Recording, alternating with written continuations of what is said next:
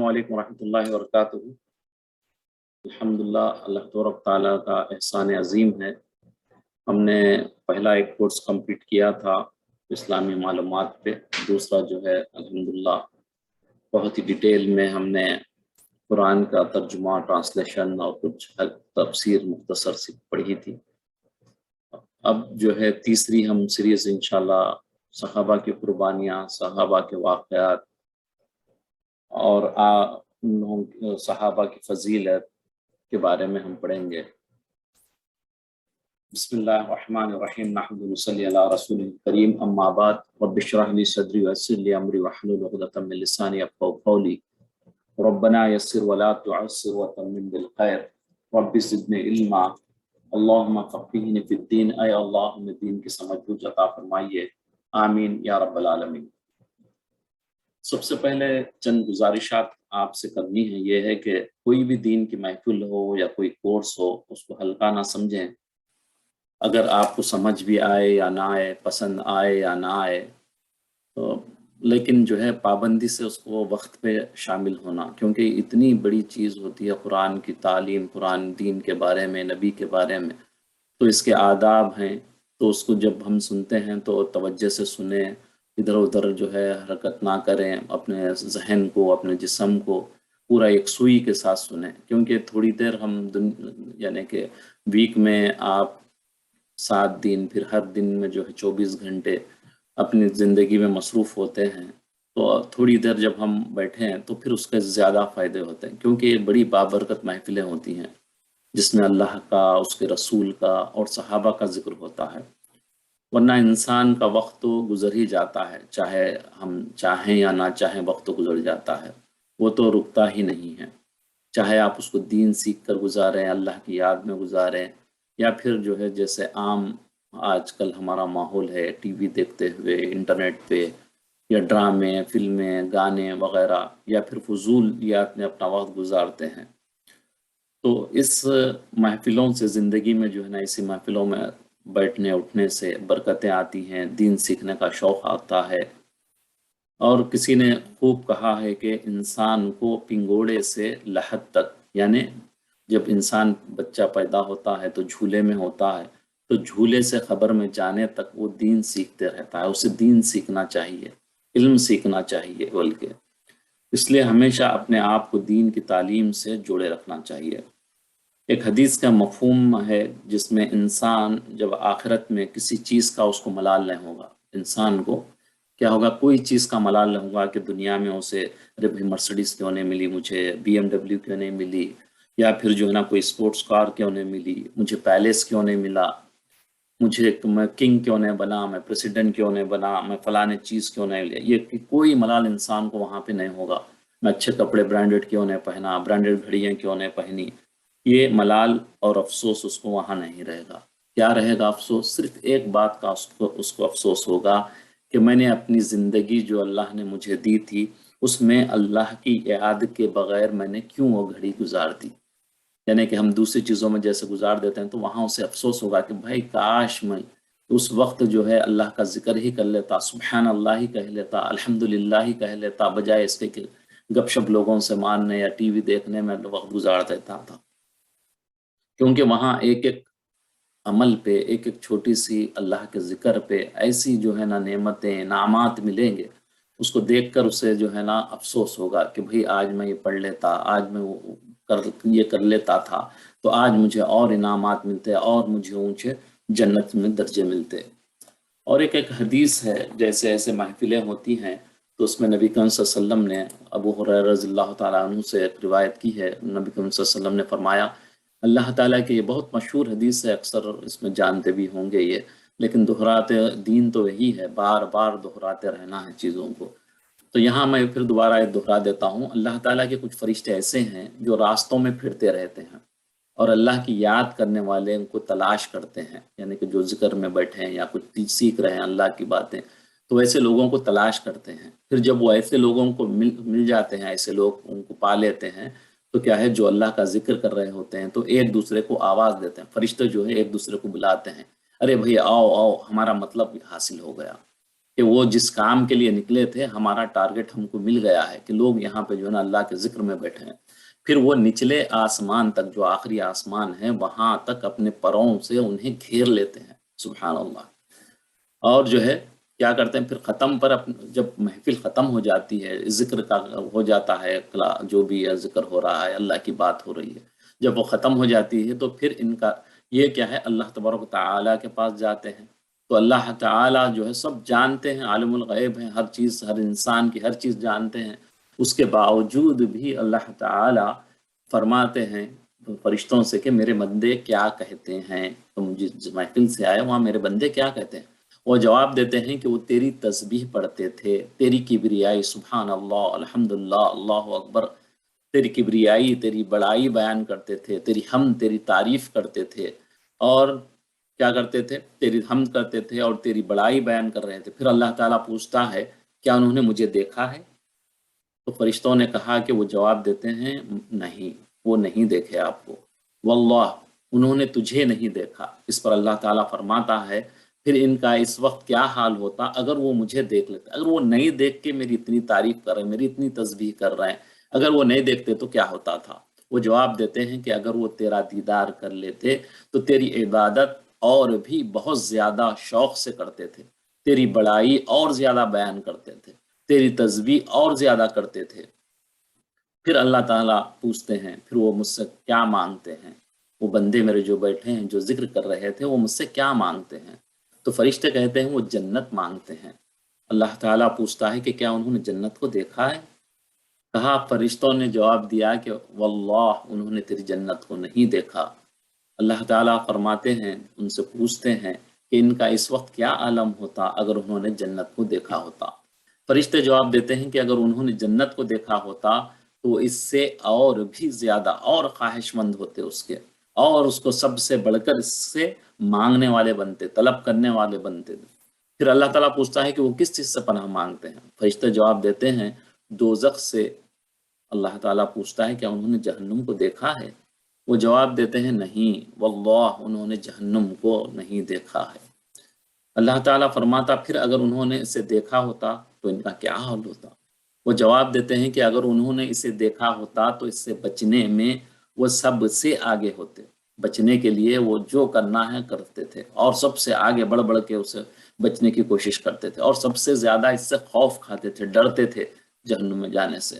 اس پر اللہ تعالیٰ فرماتے ہیں کہ میں تمہیں گواہ بناتا ہوں، تم کو جو ہے نا شاہد بناتا ہوں کہ میں نے ان کی مغفرت کر دی۔ یہ جو بیٹھے تھے تسبیح کرتے ہوئے، جو اللہ کا ذکر کرتے ہوئے، بولے کہ میں ان کی مغفرت کر دی۔ نبی کریم صلی اللہ علیہ وسلم نے پھر آگے فرمایا کہ اس پر ان میں سے ایک فرشتے نے کہا کہ ان میں ایک بندہ تھا جو ان کے پاس جو ہے نا صرف ایسے سننے کے لیے نہیں آیا تھا وہ، بلکہ وہ کسی ضرورت سے آیا تھا، کوئی چیز، جیسے ذکر چل رہا، کلاس چل رہی ہے جیسے ہماری، کوئی جو ہے آئے تھے وہاں پہ گلاس یا کوئی چیز لینے کے لیے، لیکن جو ہے نا وہ ضرورت ان کو لینے کے لیے آئے تھے۔ اللہ تعالیٰ ارشاد فرماتے ہیں کہ ذاکرین وہ لوگ ہیں جن کی مجلس میں بیٹھنے والا کبھی نامراد۔ وہ آئے تھے گلاس لینے، لیکن جب تو پھر چلو بیٹھ جاؤں گا بول کے بیٹھ گئے۔ وہ بیٹھ کے جب تھوڑا سنے تو اللہ تعالیٰ اس کی برکت سے، حضرت ابو ہریرہ رضی اللہ تعالیٰ عنہ کی ایک روایت میں ہے کہ اس طرح کہ آپ نے فرمایا اللہ تبارک تعالیٰ کچھ فرشتوں میں جو اللہ کی زمین پر چکر لگاتے ہیں وہ اللہ کی، تو ان کی بھی جو ہے اللہ تبارک تعالیٰ ان کی مغفرت کر دیے، جو کوئی چیز لینے کے لیے آئے تھے، خالی جو ہے کمپلیٹ جو ہے وہ سننے کے لیے نہیں آئے تھے ان کا، لیکن اللہ تعالیٰ فرماتے ہیں کہ ان فلاں شخص بھی موجود تھا، سخت گناہ گار بندہ تھا، وہاں سے گزرتے ہوئے ان کے ساتھ بیٹھ گیا تھا، حالانکہ وہ گنہگار بھی تھا، وہ بھی تھا۔ تو اللہ تعالیٰ کیا کر رہے ہیں، اللہ تعالیٰ ارشاد فرماتے ہیں کہ میں نے اس کو بھی بخش دیا۔ یہ ایسے لوگ ہیں کہ ان کی وجہ سے ان کے ساتھ بیٹھنے والا بھی، حالانکہ اس کی نیت نہیں تھی کہ سننے کی، اللہ تعالیٰ جو ہے اس کو بھی بخش دیں گے، اس کی بھی مغفرت فرما دیں گے۔ تو یہ کتنی بڑی عظیم چیزیں ہیں، فرصت اللہ نے ہم کو دی ہے، صحت دی ہے۔ کتنے لوگ ہیں جو بیچارے جو ہے اب کچھ کرنا بھی چاہتے ہیں لیکن بستروں پہ پڑے ہیں، ہاسپٹلوں میں پڑے ہیں، نہ ہی ان کے پاس وسائل ہیں سننے کے، نہ ہی کوئی ریسورسز ہیں، پڑے ہیں بیچارے۔ تو اللہ تعالیٰ کا ہم کو شکر ادا کرنا چاہیے اور جو ہے ان محفلوں میں بیٹھنا چاہیے۔ اس فتنے کے دور میں صحابہ کی سیرت، صحابہ کی قربانیاں، صحابہ کے دین سے محبت، نبی سے محبت، کو جاننا بہت ضروری ہے، خاص طور سے یہ آج کل کا جو دور ہے، جو دین سے ہم دور ہیں۔ ویسے تو ہمارے بچے جو ہے الیگزینڈر کو بھی جانتے ہیں، نیپولین بوناپارٹ کو بھی جانتے ہیں، اور جو ہے پولیٹیشینس کو جانتے ہیں، جو پریزنٹ پولیٹیشین ہے یا جو گزر چکے ہیں پولیٹیشین، ان کے بارے میں پوری بایوگرافی جانتے ہیں، فلموں کے ایکٹرس کے بارے میں ساری انفارمیشن ہے ہمارے بچوں کو اور ہم کو، اور جو پلیئرز جو ہیں وہ کون کھیلتا ہے، کیسا کھیلتا ہے، کیپٹن کا ہے، کتنے سنچری بنا، مختلف قسم کے ڈیٹیلز ہم کو معلوم ہوتے ہیں، پوری بایوگرافی سب پتہ ہوتی ہے۔ مگر ہمارے اصل ہیروز کون ہیں؟ ہمیں کبھی ہم نے سوچنے کی کوشش کی ہے؟ جن کی وجہ سے یہ دین ہم تک پہنچا ہے، ہم نے کبھی ان کو سوچنے کی کوشش کی ہے؟ ان کے نام، ان کی سیرت کو پڑھنے کی کوشش کی ہے؟ لیکن ہم نہیں کیے یہ صحابہ ہستیاں کون سی ہیں؟ یہ کون سی ہستیاں ہیں صحابہ؟ یہ کیسے لوگ تھے؟ یہ سارے انسان جو دنیا میں پیدا ہوئے ہیں، انبیاء کو چھوڑ کر، انبیاء کو ہٹا دیں گے، مائنس کر دیں گے، تو وہ جتنے انسان پیدا ہوں گے قیامت تک، ابھی نہیں بلکہ قیامت تک جو آئیں گے، ان سے سب سے افضل ہیں یہ صحابہ کی جماعت۔ ایسی جماعت کو نہ آسمان نے دیکھا اور نہ زمین نے دیکھا، اس سے پہلے دیکھا، ان سے پہلے کسی کو دیکھا نہ ایسے، نہ کبھی قیامت تک ایسے لوگوں کو دیکھیں گے۔ پھر یہ افضل ہو بھی کیوں نہیں، کیوں نہ ہو افضل؟ کیونکہ ان کے کس کے ساتھی تھے؟ یہ امام الانبیاء، سردار الانبیاء، خیر البشر، نبی کریم صلی اللہ علیہ وسلم کے یہ ساتھی تھے، ان کے جانثار تھے، ان کے ساتھ کندھا کندھا لگا کے اپنی جان، مال، اپنی اولاد کو تک قربان کر دیتے تھے۔ اگر ان کے سامنے اپنے ماں باپ بھی آتے تو انہیں بھی قربان کر دیتے تھے نبی کے سامنے۔ ایسی ہستی تھی، یہاں تھی، اپنی ساری ہر چیز قربان کر دیتے تھے۔ سارے انسانوں میں جو سب سے افضل ہستیاں تھیں، پورے دنیا میں جتنے انسان آئے ہیں ان سب سے ہے۔ تو ہمارا بھی فرض بنتا ہے ہم بھی سنیں، اپنے بچوں کو خاص طور سے سنائیں کہ صحابہ اکرام کی کیسی قربانیاں تھیں، کیسی وہ اپنی زندگی کو جو ہے گزار کے ہم تک دین کو جو ہے نبی کے وسلم سے لے کے پہنچائے ہیں۔ تو صحابہ ہم اپنی کلاس میں بھی پڑھے تھے، یہ ریویژن کے طور پہ ہو جائے گا جو کلاسوں میں اٹینڈ کیا تھا۔ صحابی کس کو کہتے ہیں؟ اصل ڈیفینیشن کیا ہے صحابی کی؟ صحابی اس مسلمان کو کہتے ہیں جس نے بیدار یعنی جاگتے ہوئے حالت میں، یعنی خواب میں نہیں بلکہ بالکل سامنے، فیس ٹو فیس نبی کریم صلی اللہ علیہ وسلم کو دیکھا اور آپ کی صحبت میں آپ کے ساتھ رہے، اور ایمان کی حالت میں ہی وہ رہے، اور جب ان کا انتقال ہوا تو وہ بھی ایمان کی حالت میں رہے۔ تو یہ جو ہے نا بالکل کلوزڈ ہو گیا ہے چیپٹر۔ جو صحابہ نبی کریم صلی اللہ علیہ وسلم کو دیکھا وہ چیپٹر ختم ہو گیا، پورے صحابی جو بن گئے، اب کوئی قیامت تک پھر کوئی صحابی نہیں بن سکتا۔ تو یہ صحابہ کی اتنی اونچی ذات ہیں۔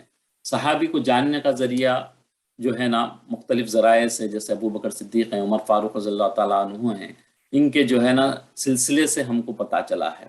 صحابہ میں افضل سب سے کون صحابہ ہیں؟ سب سے افضل صحابیوں میں بھی ٹاپ کے کون ہیں؟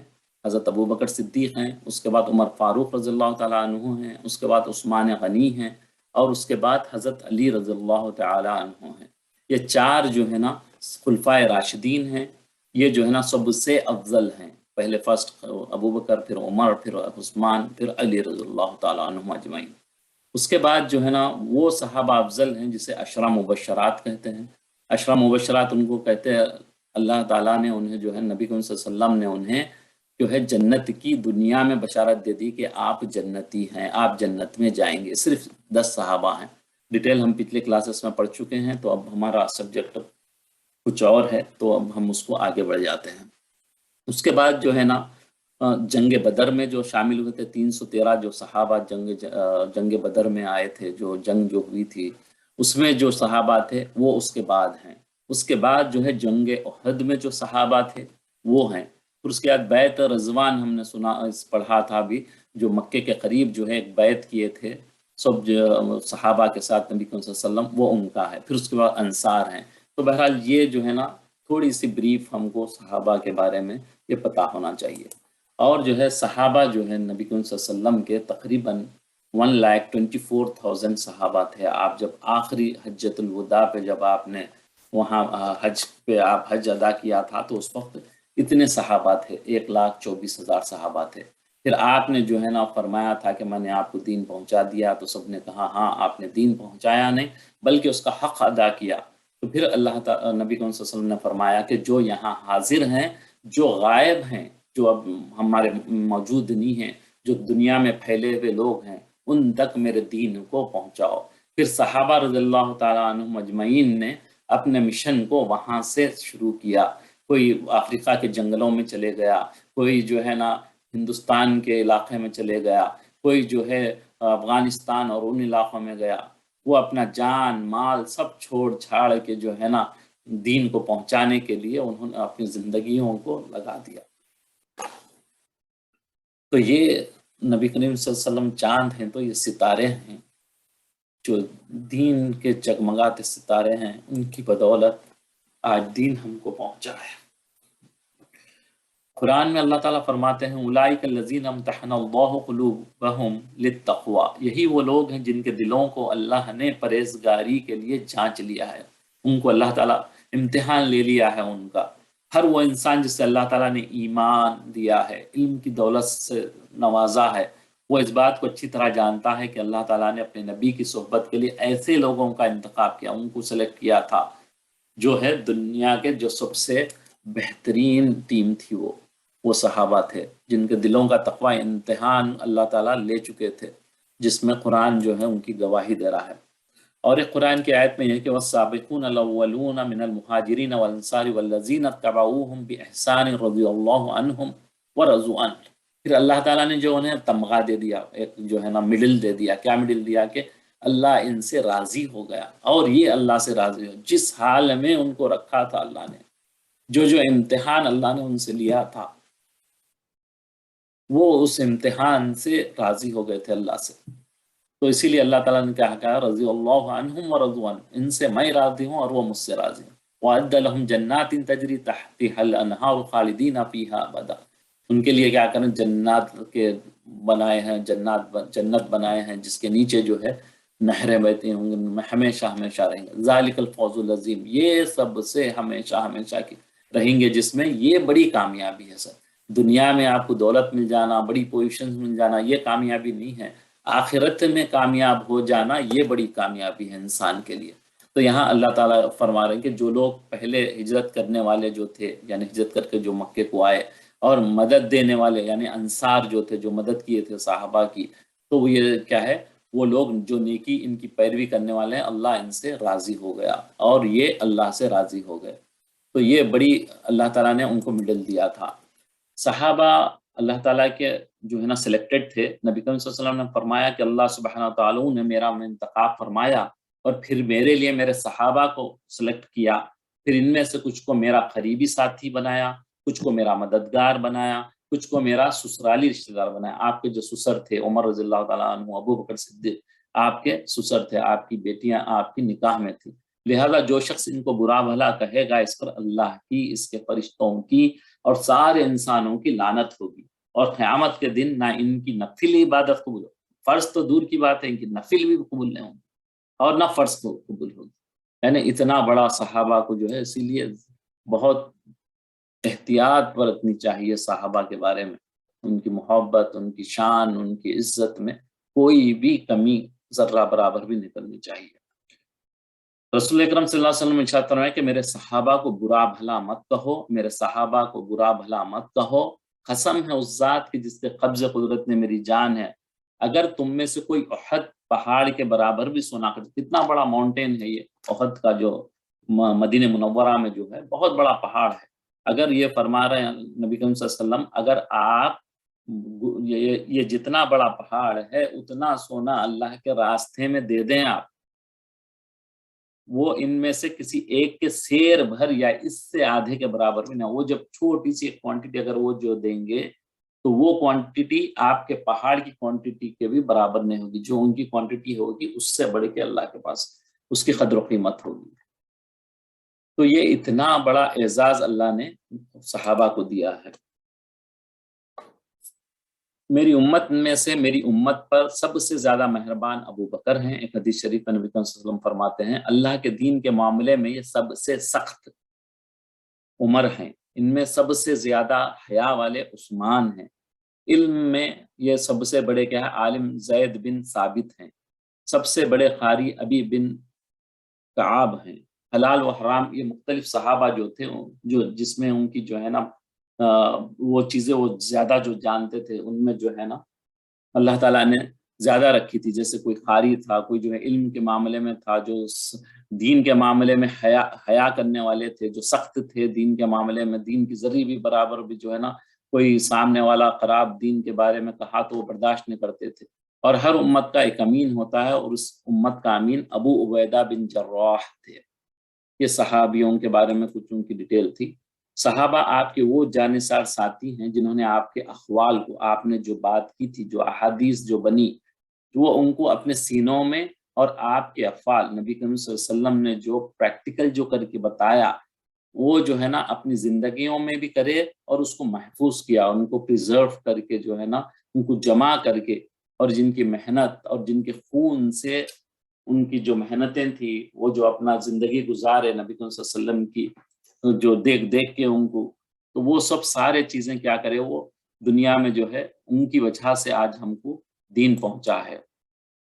تو اب آج ہم اپنی ٹاپک پہ آتے ہیں، تو وہ تھوڑا سا بریف میں نے بیک گراؤنڈ پہ صحابہ کے بارے میں بتایا۔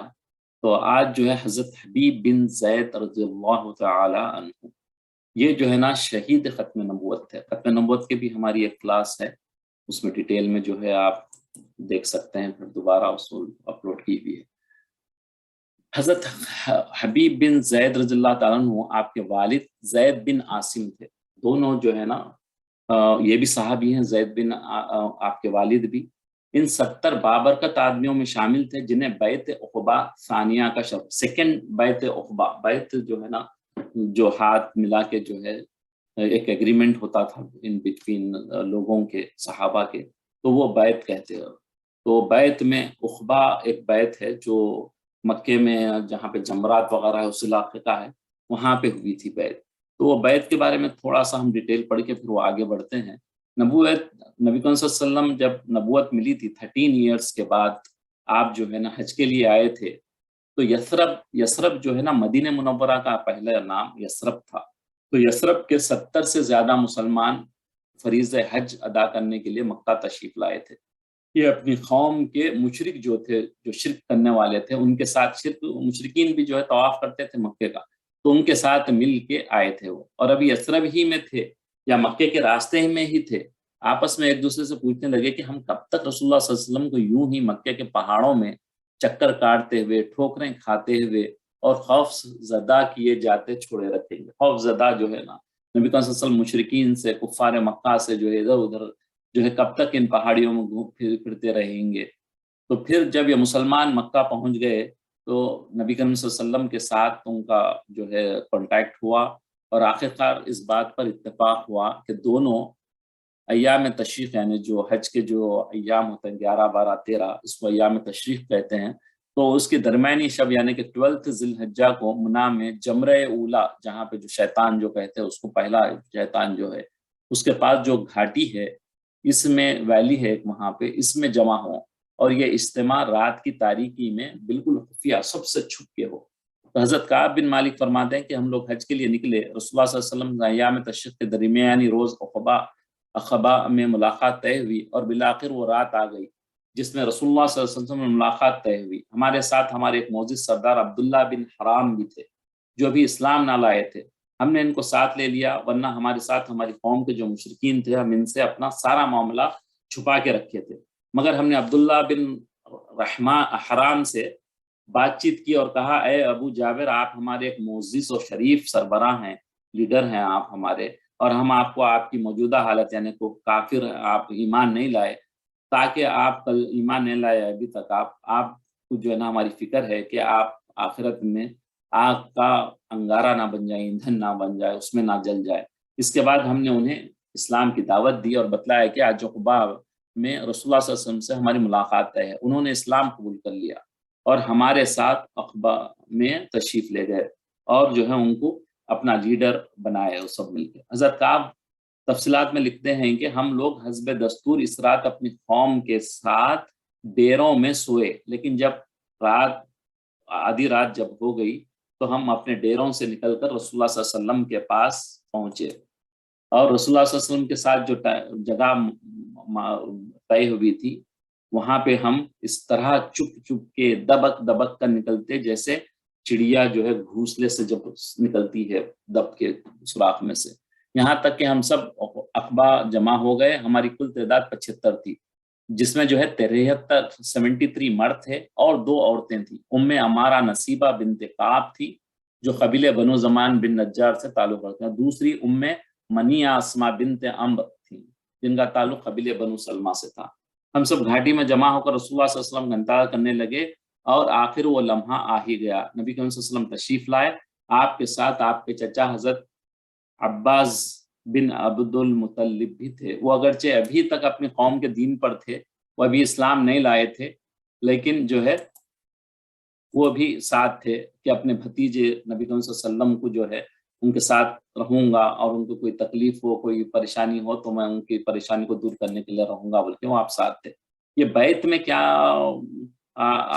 چیزیں ہوئی تھی؟ بیعت کا واقعہ امام احمد نے جابر رضی اللہ عنہ سے کیا ہے کہ نبی کریم صلی اللہ علیہ وسلم نے بیعت اس بات پر کریں کہ آپ صلی اللہ علیہ وسلم نے فرمایا کہ اس بات پر کہ چستی ہو یا سستی ہو، یعنی کہ آپ ایکٹیو ہو یا پھر جو ہے لیزی ہو، ہر حال میں نبی کریم صلی اللہ علیہ وسلم میری بات سنو گے، میری بات مانو گے، تنگی ہو یا آپ کے پاس غربت ہو یا خوب پیسہ ہو، ہر حال میں مال خرچ کرو گے، دین پہ مال خرچ کرو، بھلائی کا حکم دو گے اور برائی سے روکو گے، اللہ کی راہ میں اٹھ کھڑے ہوگے، اور اللہ کے معاملے میں کسی ملامت، کوئی پریشانی، کوئی کچھ کہے تو اس کی پرواہ نہیں کریں گے، اور جب میں تمہارے پاس آ جاؤں تو میری مدد کرو گے، اور جس چیز سے اپنی جان اور بچے کی حفاظت کرتے ہو اس سے میری بھی حفاظت کرو گے، اور تمہارے لیے جنت ہے۔ یہ تم مان لو گے، یہ بیعت کر لو گے میرے ساتھ، تو یہ کانٹریکٹ کر لو گے تو میری کیا ہوگا، میرے اس کے بدلے میں تم کو جنت ملے گی۔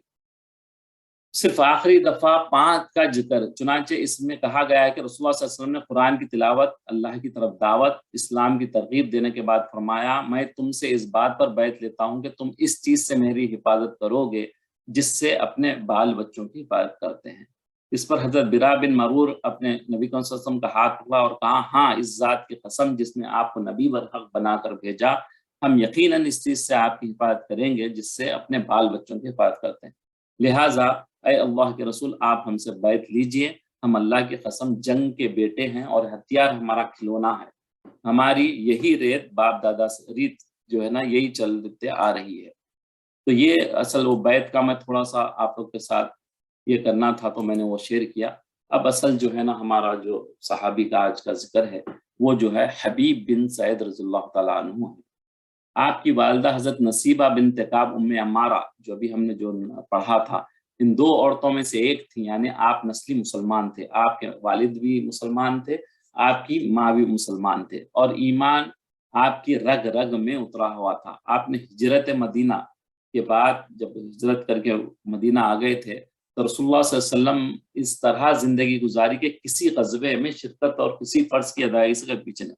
غزوہ کہتے ہیں ایسی جنگ کو جس میں جو ہے نبی کریم صلی اللہ علیہ وسلم خود شریک ہو، اس کو غزوہ کہتے ہیں۔ سریہ کہتے ہیں جس میں نبی کریم صلی اللہ علیہ وسلم نے حکم دیا تو صحابہ نے جا کر جو جنگ کی تو اس کو جو ہے جو وار کی تو اس کو جو ہے سریہ کہتے ہیں، لیکن اس میں نبی کریم صلی اللہ علیہ وسلم شامل نہیں ہوئے۔ تو یہ 2 چیزیں تو پوائنٹ ہے کہ غزوے میں نبی کریم صلی اللہ علیہ وسلم خود شامل ہوتے ہیں اور سریہ میں اپنے صحابہ کو بھیجتے ہیں، تو یہ آپ کبھی مس نہیں کیے تھے۔ اس دور میں ایک روز ایسا بھی آیا کہ آپ نے جنوبی جزیرے یعنی ساؤتھ عرب میں 2 سر پھرے جھوٹوں کو دیکھا جنہوں نے جو ہے نا نبوت کا دعویٰ کیا تھا اور لوگوں کو گمراہی کی طرف لے جا رہے تھے۔ ان میں ایک صنعا یعنی جو یمن میں جو صنعا ہے میں نمودار ہوا جس کا نام اسود بن کعب انسی تھا۔ یہ جو ہے نا ختم نبوت کا دعویٰ کیے ہوئے تھے جب نبی کریم صلی اللہ علیہ وسلم بقید حیات تھے، اسی وقت کرے تھے۔ اور دوسرا یمامہ بھی ایک علاقہ ہے، اس میں جو ہے نا اس کا نام مسلمہ کذاب تھا۔ وہاں پہ 2 پروفٹ اپنے آپ کو پروفٹ بولتے تھے، ایک اسود بن کعب انسی اور دوسرا جو ہے مسلمہ کذاب۔ 2 ڈیفرنٹ جو ہے علاقوں میں تھے یہ۔ ان دونوں کذابوں نے اپنے اپنے قبیلوں میں لوگوں کو ان مومنین کے خلاف اکسانا، بھڑکانا شروع کر دیا۔ جنہوں نے اللہ اور اس کے رسول صلی اللہ علیہ وسلم کی دعوت پر لبیک کہا تھا، جو ایمان لے آئے تھے، انہوں نے لوگوں کو یہ کہہ کر ورگلانا شروع کر دیا کہ وہ ان علاقوں میں محمد رسول اللہ صلی اللہ علیہ وسلم کے نمائندے ہیں۔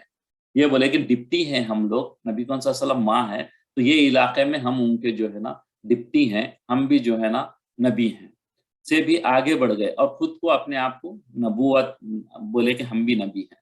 زمین کو فساد اور گمراہی سے بھرنے لگے۔ اچانک ایک روز مسلمہ کی طرف سے بھیجا ہوا ایک نمائندہ، اس نے کیا کیا، ایک ڈیلیگیشن کا ایک بندے کو کیا کرا، وہ جو ہے نبی کریم صلی اللہ علیہ وسلم کے پاس بھیجا۔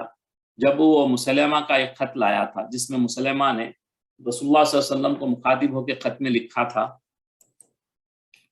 مسلمہ رسول کی طرف سے، نعوذ باللہ من ذالک، اس نے لکھا کہ مسلمہ رسول اللہ کی طرف سے، محمد رسول اللہ کی طرف تم پر سلامتی ہو، اما بعد، سن لیں کہ میں اس معاملے میں تمہارا شراکت دار ہوں، میں جو ہے پارٹنر ہوں تمہارا، تم جیسے وہ ہیں تو ہم دونوں مل کے نبوت کریں گے، میں بھی تمہارے ساتھ پارٹنر ہوں، آدھی زمین ہماری ہوگی اور آدھی قریش کی، مگر قریش ایک ایسی قوم ہے جو ظلم کرتی ہے۔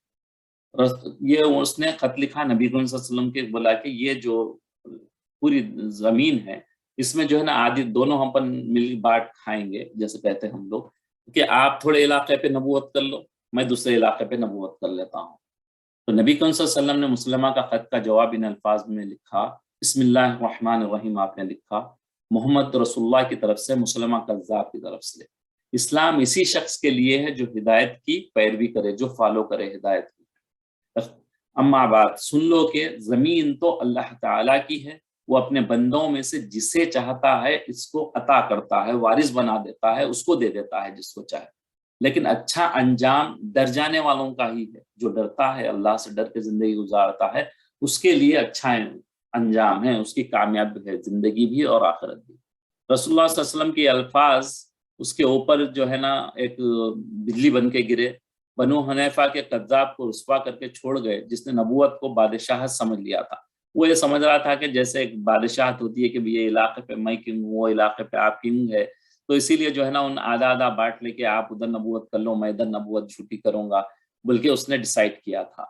تو اس کے بعد جو ہے نا مسلمہ کے ہر کارا جو آیا تھا آپ کے پاس ڈیلیگیشن میں سے بندہ، وہ رسول اللہ صلی اللہ علیہ وسلم کا یہ جواب لے کے مسلمہ تک پہنچا، تو مزید گمراہی میں پڑ گیا اور لوگوں کو مزید گمراہ کرنے لگا۔ یہ کذاب اپنا بہتان، جو جھوٹ بات تھی اس کی کہ میں نبی ہوں، بلکہ وہ پھیلانے لگا۔ مومنوں کو دی جانے والی سزاؤں کو اس نے بڑھا دیا، جو مومنین کو مل جاتے تھے، جو ایمان لے آئے تھے، اسلام لے آئے تھے، نبی کو، جو نبی کریم صلی اللہ علیہ وسلم کو نبی مانتے تھے، ان کو پکڑ کے جو ہے نا سزائیں دیتا تھا اور لوگوں کو ان کے خلاف بھڑکانے کا کام شروع کر دیا تھا۔ رسول اللہ صلی اللہ علیہ وسلم نے اس صورتحال میں اس کی طرف ایک خط بھیجنے کا فیصلہ کیا۔ اب بولے کہ بھئی ایسی جو ہے نا ظلم کر رہا ہے، تو نبی صلی اللہ علیہ وسلم نے فیصلہ کیا کہ میں پھر ایک دوبارہ خط لکھ کے بھیجوں گا۔ اس کی حماقتوں سے منع کرنا چاہتے تھے نبی صلی اللہ علیہ وسلم کہ یہ جو کام کر رہا ہے، ظلم جو کر رہا ہے، اس کو چھوڑ دے، بلکہ آپ نبی صلی اللہ علیہ وسلم نے خط لکھا۔ اس مقصد کے لیے رسول اللہ صلی اللہ علیہ وسلم کی نگاہ حضرت حبیب بن زید رضی اللہ تعالیٰ عنہ پر پڑی۔ آپ نبی صلی اللہ علیہ وسلم ایک صحابی کو بھیجنا تھا ان کے پاس، تو وہاں پہ جو ہے نا نبی صلی اللہ علیہ وسلم کی نگاہ حضرت حبیب بن زید رضی اللہ تعالیٰ عنہ پر پڑی کہ آپ یہ مکتوب، یہ خط جو ہے لے کر مسلمہ تک پہنچائیں۔ حضرت حبیب رضی اللہ تعالیٰ عنہ نے تیز قدمی سے سفر شروع کر دیا، تیزی سے جو ہے نا، آپ جیسے نبی کا حکم مل جاتا تھا جان نچھاور کر دیتے تھے۔ جیسے نبی کریم صلی اللہ علیہ وسلم کا حکم ہوا کہ وہ یہ خط وہاں پہنچا دو، تو آپ تیزی سے لے کے نکل گئے سفر کے لیے۔ اس مہم کو بخوشی سر کریں گے جو رسول اللہ صلی اللہ علیہ وسلم نے اس نیت سے ان کو سونپی تھی کہ مسلمہ کا دل حق کی طرف رہنمائی پالے۔ نبی صلی اللہ علیہ وسلم یہ خط اس لیے لکھے تھے کہ بھئی شاید یہ جو ہے نا توبہ کرے کہ یہ پلٹ جائے، جو کر رہا ہے، وہ لوگوں کو ظلم و ستم جو کر رہا ہے اس کو بات سمجھ میں آ جائے گی، بلکہ نبی صلی اللہ علیہ وسلم نے خط لکھا تھا۔ حضرت حبیب بن زید رضی اللہ عنہ نے جہاں پہ وہ مقام تھا وہ خط لے کر مسلمہ کے حوالے کر دیا، جو جگہ تھی فکس، وہاں پہنچ کے جو ہے وہ آپ نے اس کو خط نبی کریم صلی اللہ علیہ وسلم کا دے دیا۔ مسلمہ کذاب نے خط کھولا تو خط کے نور، جو نبی کریم صلی اللہ علیہ وسلم کا نور تھا، اس کی آنکھیں اندھی کر دی، یعنی اس کو کچھ سوج نہیں رہا تھا جب وہ دیکھا وہ خط، اور وہ غرور اور ضلالت میں اور مزید بڑھ گیا، اس کی ضلالت اور بڑھ گئی۔ ادھر دین عظیم یعنی اسلام کے معیار اور پیمانوں سے چاہا کہ عظمت و شوکت کے وہ مکمل طور پر انسانیت کے سامنے پیش کر دے، ان کے اندر ایک نیا درس شامل دے، اصل جو ہے نا نبی کریم صلی اللہ علیہ وسلم کے شاگرد کہیے، آپ ساتھی کہیے، حضرت حبیب بن زید رضی اللہ تعالیٰ عنہ جب جیسے ہوں، تو مسلمہ جو ہے نا ایک شعبدہ، ایک بناوٹی چیزیں جیسے کرتا ہے، وہ زیادہ کچھ نہ تھا. وہ جگہ جگہ جو ہے نا اپنے کرتبیں بتاتا تھا، کرنے والوں کی تمام خصائل اپنے اندر رکھا، جو کرتب بتاتے، شوباز کرتے، وہ چیزیں کرتا تھا. اس طرح اس کے اندر کوئی مربت تھی نہ عرب نسلیت، عرب کی جو نسل میں بعض چیزیں ہوتی ہے، مہمان نوازی وغیرہ، وہ بھی نہیں تھی اس میں، اور نہ کوئی انسانیت تھی اس میں جو اس کو اس پیغام رسان کے خط سے بات رکھتے. کیونکہ یہ دنیا میں آج بھی یہ دستور ہے کہ اگر کوئی ڈیلیگیشن آتا ہے، کوئی خط لے کے قاصد آتا ہے، تو اس کو جو ہے سزا وغیرہ نہیں دیتے، کیونکہ یہ جو دوسری کنٹری سے آتا ہے تو اس کی حفاظت کرنا آج بھی ہے وہ رول. لیکن یہ جو ہے کوئی رول کو نہیں مانتا تھا، تو یہ لانے والے کو بھی قتل کرنے کے لیے تیار ہوگا.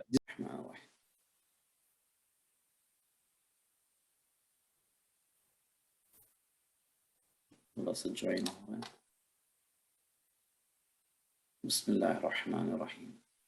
مسلمہ جو ہے نا چپ چیزیں کرتا تھا، وہ انسان بھی نہیں تھا، بلکہ جو ہے انسانیت نہیں تھی اس میں. نہ ہی عرب نسل میں جو چیزیں ہوتی تھی کہ بھئی آپ کوئی قاصد آتا تھا اس کا احترام کرتے تھے، اسے جو ہے سزائیں نہیں دیتے تھے. لیکن یہ سب چیزوں سے جو ہے بالکل عجیب قسم کا بندہ تھا.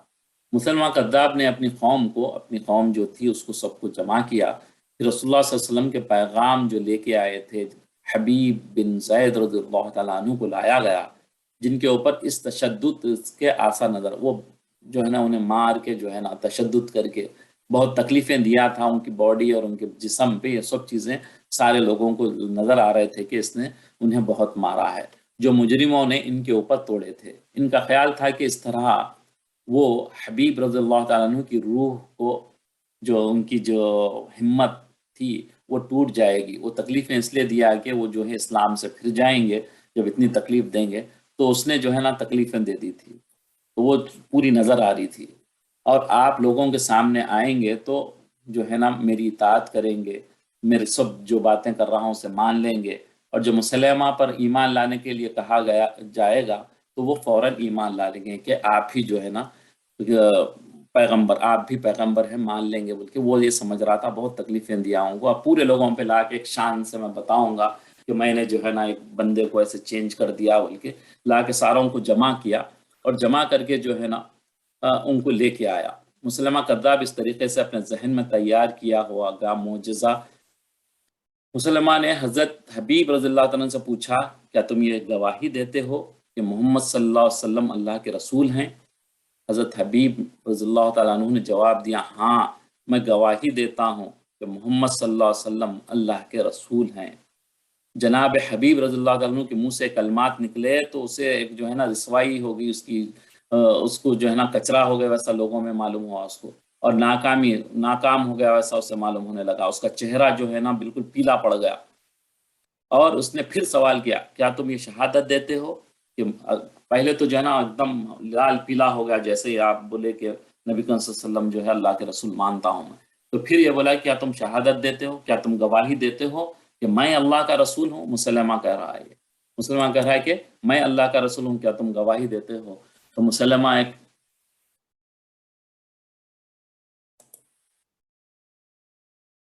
میں نے تم سے کہا ہے، میرے کان وہ سننے سے قاصر ہیں. یہ جب بولا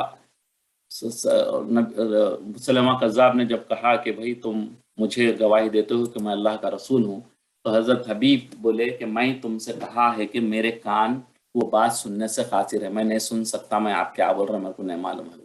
مسلمہ جواب جنا سنا تو جلاد کو حکم دیا. جب یہ سنا صحابی حبیب رضی اللہ تعالیٰ نے کہا، تو بولا کہ جلاد جو سزا جو دیتے تھے تلوار وغیرہ سے، تو اس کو حکم دیا کہ اس کے جسم کا دوسرا بازو اڑا دو. پہلے جو ہے نا ایک بازو اڑا دیے ان کا، اس کے بعد بولے، پھر دوبارہ بولے حبیب رضی اللہ تعالیٰ عنہ کو، ایک آپ کا ہاتھ کاٹ دیے پہلے.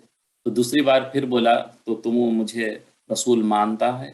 تو انہوں نے فرمایا کہ میرے کان سننے کے لائق نہیں ہے، میں نہیں سن پاتا ہوں. تو پھر جو ہے اپنے جلاد کو حکم دیا کہ ان کا دوسرا ہاتھ کاٹ دو. یہ زندہ انسان ہے، اور اس کو آپ اندازہ کریے کہ ایک ہاتھ تلوار سے کاٹ دیا گیا، پھر دوسرا ہاتھ بھی ان کا تلوار سے کاٹ دیا گیا. दूसरा बाजू भी उनका उड़ा दिया। लोग आप पर नजरें गाड़े, हैरत और ताज्जुब से लोग जो थे वो देख रहे थे, उनकी हिम्मत, उनकी अजीमत, उनका इस्तकामत। वो जो खड़े हैं इतने मारने के बावजूद भी, तो लोग देख रहे थे उनको हैरत से। मुसलमान मुसलसल इसी तरह सवाल करता रहा, और जल्लाद आपके बदन की बोटियां उड़ाता रहा। और जो है ना क्या करा, बोलते जाता था, वो दूसरी चीजें काटते रहते थे। आप भी मुसलसल यही जवाब देते थे, मैं गवाही देता हूँ कि मोहम्मद सल्लल्लाहु अलैहि वसल्लम अल्लाह के रसूल हूँ। इस मुसलसल अमल से आपके बदन का आधा हिस्सा कटकर टुकड़ों की सूरत में जमीन पर बिखर गया। अल्लाह अकबर। आपके हाथ काटा, आपके पैर काटा, तो अब जो है ना पैर पे अब खड़ा बंदा नहीं होता, तो अब जो है आधा जिस्म टुकड़े होकर गिरा था और आधा जिस्म जमीन पे गिरा कि मोहम्मद सल्लल्लाहु अलैहि वसल्लम के रसूल हैं।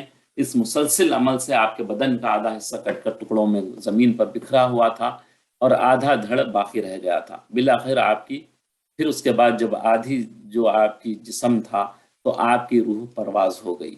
तो ये जुबान पर आपने नबी करीम सल्लल्लाहु अलैहि वसल्लम की नबूवत को दोहराता रहा, अपनी नबूवत दोहराते रहे और उसकी नबूवत का इनकार करते रहे। इधर अल्लाह के रसूल सल्लल्लाहु अलैहि वसल्लम को अपने मौजिज़ पैगाम रसा, जो आपने हबीब रज़ियल्लाहु ताला अन्हु को पैगाम देकर भेजा था, उनकी शहादत, उनका जो है ना उन्हें कत्ल कर दिया, शहीद कर दिया, बल्कि जब इल्म हुआ तो आप सल्लल्लाहु अलैहि वसल्लम ने अपने रब के फैसले पर सब्र किया, क्योंकि आप सल्लल्लाहु अलैहि वसल्लम की तरफ से अता करदा नूर बसरियत की रोशनी में मुसलमा कद्दाब का अंजाम देख रहे थे। नबी करीम सल्लल्लाहु अलैहि वसल्लम को अल्लाह ताला जो है वही के ज़रिए बताते थे, आपको जो है वही के ज़रिए मालूम हुआ था कि इसका अंजाम बुरा होने वाला है। उधर हज़रत हबीब रज़ियल्लाहु अन्हु की वालदा जनाब नसीबा बिनत काब ने लंबे अरसे तक अपने दांतों को भेंचे रखा, दबा के जैसे रखते ना, जब अपने बेटे का शहीद हो गए तो अपने दांतों को दबा के रखे थे वो। फिर यह कसम खाते हुए दांतों को खोला कि वो खुद मुसलमा और अपने बेटे का इंतकाम, मुसलमा से अपने बेटे का इंतकाम लेंगे और इस नापाक के जिस्म में अपना नेजा और तलवार घुसा कर रहेंगी। कुदरत जो इस वक्त इनके सदमे और सब्र और तकलीफ को देख रही थी, यानी कि एक बेटे को जो है इस किस्म से और कत्ल शहीद किया गया हो तो माँ पे क्या गुजरती होगी, तो वो जो है ना फिर भी अपने सदमे को, अपने गम को बर्दाश्त करके तकलीफ को सह रहे थे। ना मालूम इसे अल्लाह को ये इनकी अदा कितनी पसंद आई होगी, इसने इस वक्त फैसला कर लिया कि वो इस खातून के साथ रहेगी यहाँ तक कि वो अपनी कसम पूरी कर ले। कुछ वक्त गुजरा कि वो मौका आ गया, यानी जंग यमामा का मौका। खलीफा रसूल सल्लल्लाहु अलैहि वसल्लम हज़रत अबू बकर सिद्दीक ने यमामा को एक लश्कर भेजा था, जो है इस्लाम का लश्कर था। यहाँ पे जो है मुसलमा कद्दाब से जंग थी वो, जहाँ मुसलमा ने एक बड़ा लश्कर, उसकी बड़ी फौज थी। हज़रत नसीबा रज़ियल्लाहु तआला अन्हा भी लश्कर इस्लाम के साथ निकल पड़ी। वो भी जो है ना खातून, देखिए आप यहाँ पे हमको सबक है कि ख़वातीन की बेबहादुरी मर्द आदमी से कुछ कम नहीं थी उस दौर में। वो भी इतने बहादुर थे, मर्द के साथ साथ जो है ना जंगों में बिल्कुल ऐसे शामिल होते थे जैसे मर्द होते थे। तो वो अपने बेटे का जो है बदला लेने के लिए सहाबा के साथ जो है अबू बकर जो भेजे थे लश्कर, उसके साथ जो है चले गए, वो साथ निकल पड़े और मैदान जंग के अंदर जब लड़ाई तैयार हो गई, लड़ने लगे एक दूसरे से, इस तरह घुस गई कि आपके दाएं हाथ में तलवार, राइट हैंड में तलवार और बाएं में नेजा था, और जबान पे ये ललकार रही थी कि अल्लाह का दुश्मन मुसलमा कद्दाब कहाँ है। जब मुसलमा खत्म हो गया और इसके पैरोकार जो है बिल्कुल बिखर गए, सब मारे गए और इस्लाम के झंडे का कामयाब और कामरान होकर बुलंद हो गए, तो हज़रत नसेबा खड़ी हो गई और आपकी हालत ये थी कि आपके तनो मन ताकतवर जिस्म जख्मों से छलनी हो गया था। उस खातून ने भी जो बहादुरी से जो लड़ने के बाद उनके जिस्मों पे जो उनके जो है जख्म लगे थे, आप इस तरह खड़ी थी गोया अपने शहीद बेटे हजरत हबीब के रूए मुबारक को साफ तौर पर देखने की कोशिश कर रही हूँ। आपने अपने लख्त जिगर अपने बेटे को यूं महसूस किया कि इसने जमान और मकान को अपनी अजमत से भर दिया है, उसने जो है अपनी शहादत दे के जो है दीन को जो जिंदा किया था। तो ये सहाबा के जो है ना वाक़यात हैं, जिनको पढ़कर जो है इंसान हमको जो है ना सीखने का मौका मिलता है और हिम्मत मिलती है कि कैसे वो दीन की कुर्बानियाँ दिए थे, दीन को जिंदा करने के लिए नबी करीम सल्लल्लाहु अलैहि वसल्लम की एक एक अदा पे वो कैसे कुर्बानी दिए थे।